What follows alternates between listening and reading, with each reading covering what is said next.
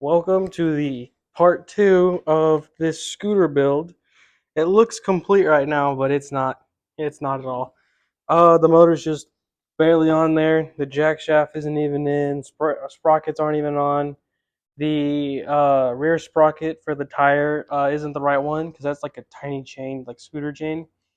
I'm putting 35 chain on here, and here's the sprocket. Here's the pieces for the jack shaft, and this is just thrown on there for the reel y'all saw for the short. Yeah, so now we need to go ahead and work on getting the jack shaft permanently installed. I figured out how I wanted the clutch, and that's how I'm gonna orientate it. Now we just gotta worry about hitting this little bar back here. And originally I was gonna use it to bolt up the motor, but I don't think it's a good idea. I might end up using one of those like engine plates from Go Power Sports. Eventually, this is just to get it running right now. So I might only run it with 3 engine bolts. That's not ideal, but just to get a rolling chassis going, I think that'll suffice till I order a Go Power Sports deal. All right, guys, it is the next day, and I had to order a new sprocket. Thank you, Amazon. This one is huge, though. I'm kind of worried it's going to be too big, and we're just going to be popping wheelies the whole time. So, if anybody knows where to get custom sprockets, let me know, because finding a sprocket with this 3-hole design is pretty hard, and it's kind of annoying. So, yeah, let me know if you got any ideas. So, since this is on, we're just going to pop wheelies. And let's go ahead and get this tire back on, because that's all I need to do with this rear end. And then I'm going to start aligning this. I've already cut it because it was 14 inches. Now I took off maybe about 4 inches on it, so it should fit perfectly in there. And I want to make some more collars to lock it in on the sides of the jack shaft. And then line up the sprockets. I need actually, thank you, truck. I actually need to go get some spacers so that I can, or just washers to align the sprockets on the jack shaft, and then use the count them, 2 collars that they came with, and then line it up with those. So yeah, I also need to line up the clutch on the actual engine because that's also not aligned with this side of the jack shaft. This one to the rear wheel will line up perfectly, only like with 1 or 2 washers, but with the clutch, it's gonna need a whole bunch more. Once again, there's no tripod here, so y'all are just gonna have to sit on the ground with me, because God forbid workbenches exist. Yeah, so hope y'all enjoy this ground footage, and hopefully my hand isn't blocking the camera. So now I gotta get this brake drum lined up. So like that. Nope, I'm doing it wrong again. Hold on, let me fix it. I wish I could hold my phone like this, but I can't, and do this at the same time. You know, all the money I spent on this project, I should have just bought a tripod, but I just haven't. So, yeah, I'm gonna figure out a new position to put this thing at, and then we'll go from there. Alright, I'll get you in a sec.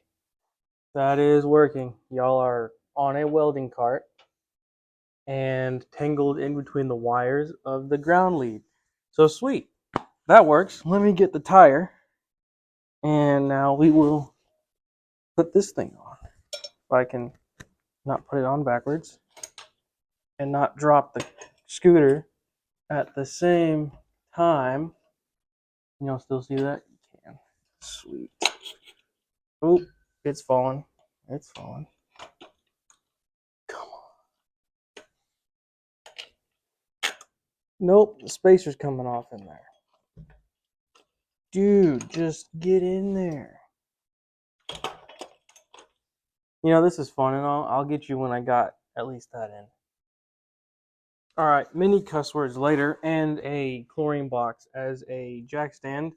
The tire is sort of on there, and all I gotta do is put these like chain adjust. Oh, and it came off. That's fun.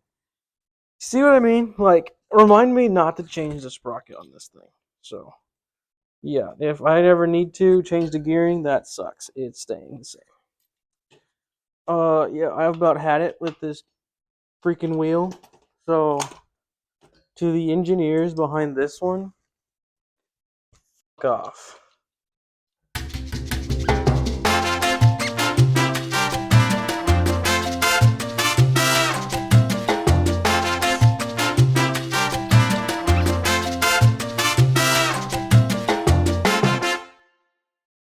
All right, we have migrated to a bench or a little work table, if you would. This is where we build our motors, but better than the floor. So I went ahead and did this side of the jack shaft. It lines up pretty good. Could be better, but I don't know.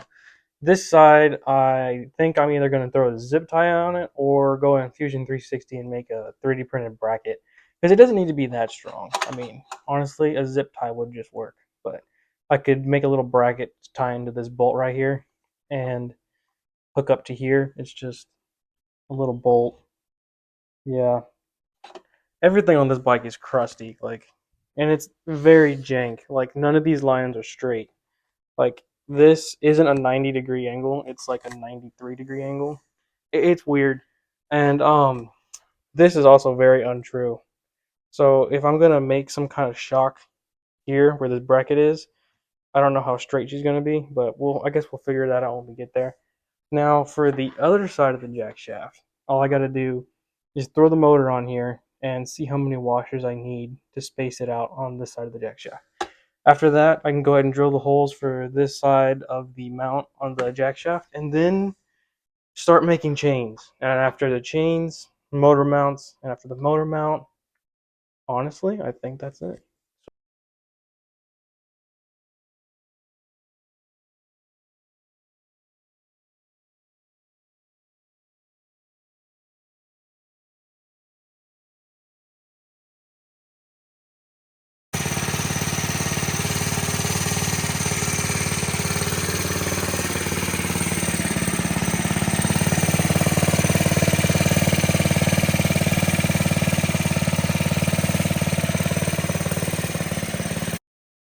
Alright, it is a long time later. It's actually nighttime outside. But we got chains on. Y'all saw that first start. I was gonna record the first start, but it just wouldn't start. Mainly because fuel wasn't going in. You can actually kind of see it moving in there.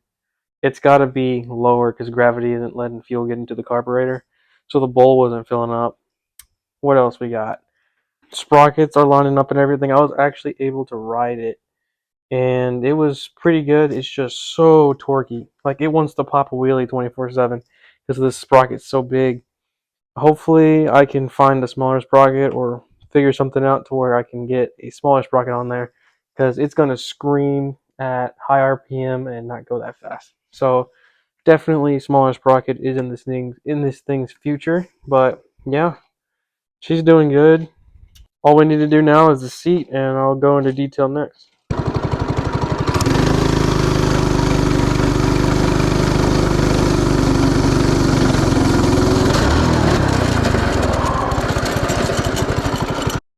Keep watch, because the seat build is going to be in this video. This thing is going to be fully riding in this video. So might have to push it back a week, but yeah, I do have everything, like the shock. Let's see, the shock, and there is some steel piping over there, and that should be all I need. And then the seat is back in the shed back there. So I think that's everything I'm going to need, besides some like hardware. Got the welder ready, so whenever I'm welding those, also had to steal the carb from that. All right, for the seat, we're gonna have a square channel that is welded in from down here, and it's gonna go up to over the gas tank, maybe a little bit over the gas tank, and it's gonna have a pivot that goes straight where the seat's gonna be mounted on the pivot, and then a little bit back, and then down attached to this bar where the shock is gonna be. Let me grab the shock. So the shock is going to be right where this thing is going to be. I might have to get a new exhaust.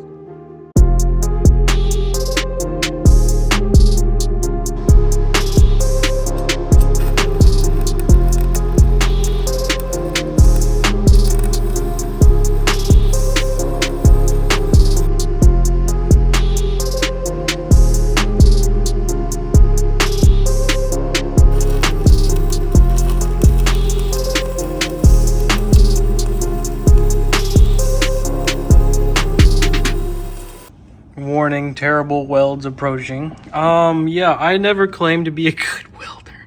That's terrible. It looks like warts or something. I don't know. It's strong though. It ain't going anywhere. That's for one. Second off, I do think it's going somewhere, so I'm making this. I'm gonna go ahead and slide that in and be a little bit of a gap welder, if you know what I mean. And weld that down, clear up some of that paint down there. And yeah, because I don't know how heavy people are gonna be who ride this thing, but I think it'll break eventually. So I'm gonna put this in so that doesn't happen. And yeah, it took me all day to do that. I did go have dinner, but still, that's not impressive at all. So maybe I'll find a way to like clean up these holes or little gaps, fill them up with more weld. But yeah, the welds on that went a little bit better. A little bit, not a lot.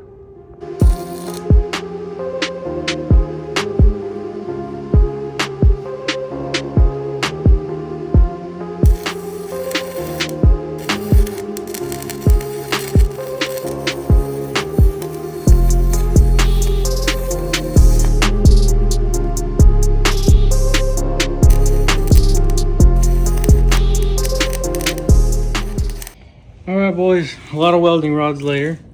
We are done with this part.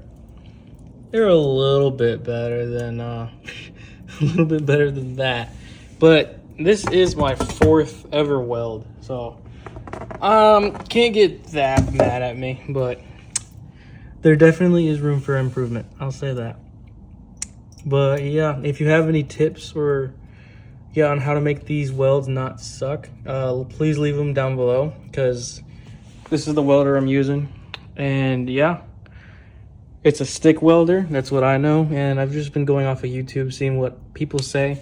I just learned that holding the rod with 2 fingers like this when it's only like really long helps you balance the rod at the end, which that helped a lot, because before I couldn't even keep a spark going, and it's a lot better now. So welcome back. It is the morning, and I have went ahead and welded some side pieces. This side's already cooled down. I just finished doing that side, but now this whole down section down here, this bottom section, is full of really bad welds, and it really isn't going anywhere now. So that's a plus. So now I'm going to go ahead and start drilling my hole in here for my pivoting point.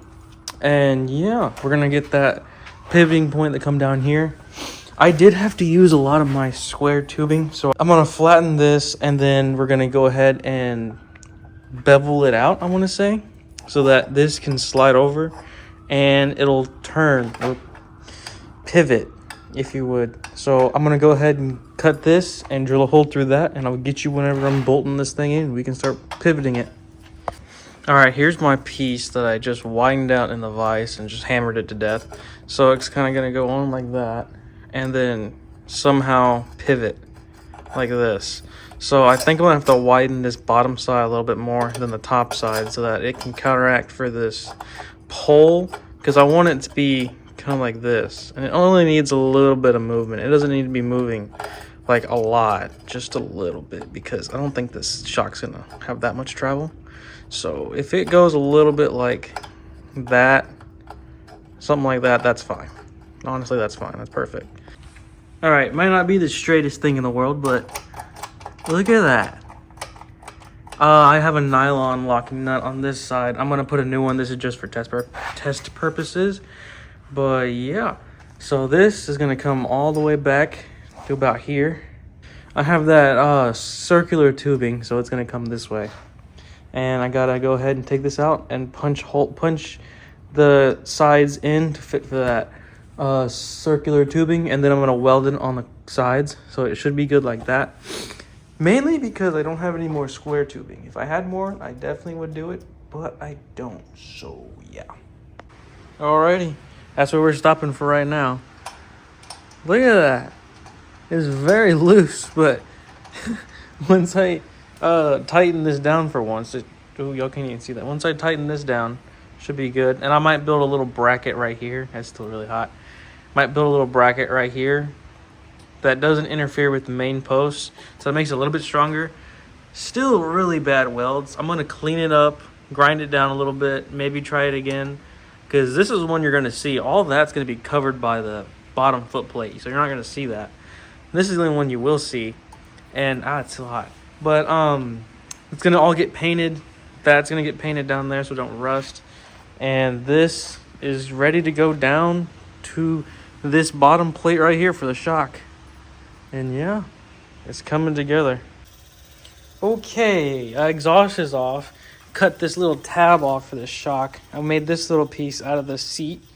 Took the little barrel out of it so I can still be able to tilt it forward and backwards. I'm gonna go ahead and weld that in like that. I still don't know where I'm gonna put it. Just gonna have to take a wild guess where I'm gonna sit. Probably up here.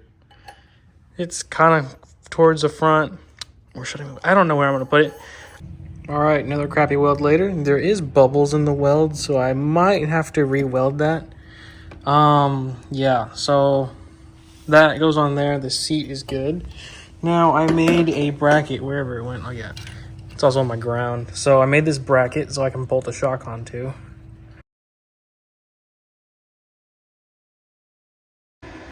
That is probably my best weld. It's all right, right? I don't know.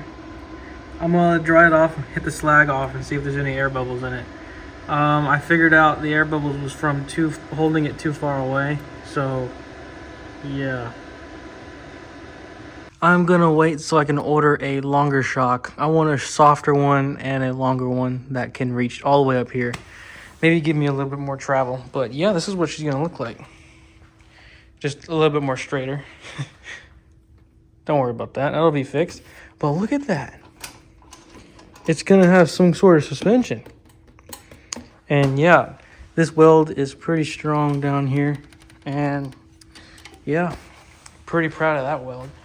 And all this is gonna get sanded down, painted. Thinking about just painting it all black. Even maybe the subframe down there. Or just keep it gray. I don't know. Let me know what you think in the comments. But yeah, waiting on a shock now. So I'll see y'all in the next bit. Here's the donor for our seat shocks until the Bankwood specials come in. So yeah, she needs a new motor anyways. These things should work perfect as a shock. I'm going to put bigger and stiffer springs, have these collars all the way down. I'm also able to adjust the oil in here. So we'll be running 2 of these on side by side. I'll show you how I'm gonna mount those up once I take these things off. Okay, so she's about 80% straight. And that's how the shocks are gonna go right there. Bent this bracket up, terribly welded it in. And yeah, look at that. It's gonna move something like that. All right, got my Amazon shocks and we got good springs. These are Traxxas 7858 and they're the pink springs. Also, this one's already installed. It's pretty stiff, but if I need something stiffer, then I'll double up maybe. 3D print a bracket to squish this one down majority of the way and then run this one too. But they came with no oil in the shocks, so I can pick a weight I want to put in there. I'm thinking maybe 30. That's what comes stock with Traxxas cars. So I'm gonna put some 30 weight oil in here and then bolt them up. But I'm waiting on the 30 weight, so I'm just gonna go ahead and bolt these up like this with the stronger springs and the collars all the way down to as strong as they'll go for now. Hopefully that carries our weight. So I'm gonna test this out. If it doesn't work, I'm gonna have to 3D print those back brackets. So I'm gonna see if this works and I'll get back with you in a minute.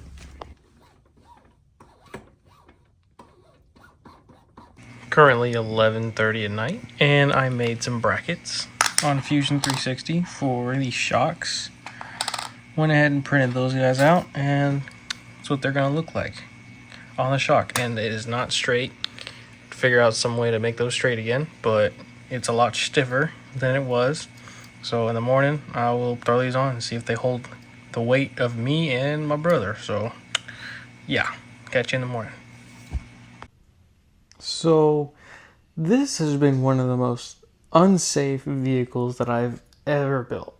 I normally would do a riding video, but this is the first time I'm gonna forfeit one of these builds. This far in, I attempted to ride it one time, and it's so scary. This motor is way too fast for this scooter. I should have kept it like it was. It was okay. The speed was fine, but once I put this modified Predator 79 on here, this little motor screams. Like, I cannot safely drive this thing. And honestly, I've driven a lot of unsafe vehicles. Insert clip here. Okay, it's making noise. That is not good. So yeah, this is one of the most unsafe vehicles I've ever built. I am going to terminate this project, which is the first time I've ever done anything like that, and very sad. So this motor isn't going to waste. I am putting this motor on a bicycle. Honestly, probably still not a good idea, but then again, is anything else I do a good idea? Most likely not. So we're going through that. So this is most likely going to be the end of the video, unless I find something else to do. Maybe work up the confidence to ride it. I doubt it, because this thing is so sketchy. Like, the drivetrain isn't the problem. The problem is that the steering, you can literally move the whole steering, like handlebar, forward and back like an inch. And like, whenever you're trying to steer it and you're going that fast, having a loose steering column or loose handlebar at all is so sketchy. And you have that motor screaming. It has no governor in it. So this thing will turn some crazy RPMs. So this is technically the reason why I'm forfeiting this. And the bike is on order. It'll be here Wednesday, and it's a Monday today. So yeah, gonna go ahead and start building it here soon. Gonna have a torque converter on it, which probably might not be a good idea. I can't find any clutch assemblies that have like a jack shaft kit already installed, unless I make my own jack shaft. I don't know. We're gonna plan this out in the next video, so stay tuned. I'm not letting this 79cc go to waste.